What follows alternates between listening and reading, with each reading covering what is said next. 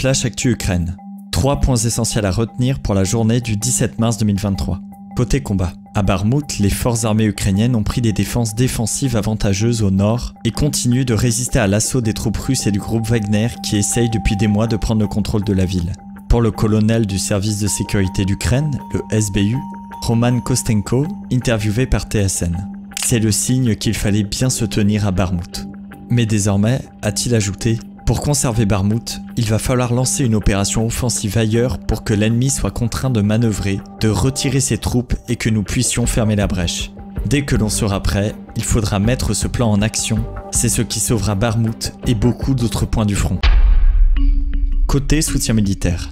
Après la Pologne, la Slovaquie a annoncé qu'elle livrera 13 avions de chasse MiG-29 à Kiev, ainsi qu'un système de défense anti-aérienne Kub. Le Kremlin, en réaction à cette annonce, a déclaré que ces avions seront détruits, a menacé le Kremlin. Les États-Unis, pour leur part, ont à nouveau exclu de fournir des avions de combat à Kiev.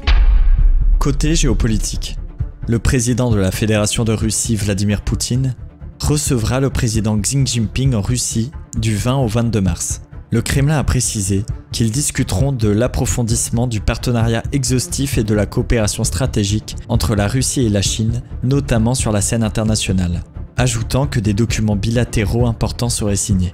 La Cour pénale internationale émet un mandat d'arrêt à l'encontre du président russe Vladimir Poutine pour sa responsabilité dans des crimes de guerre perpétrés en Ukraine depuis l'invasion de la Russie. Moscou dénonce une décision insignifiante et dénuée de sens. Affaire à suivre, à demain.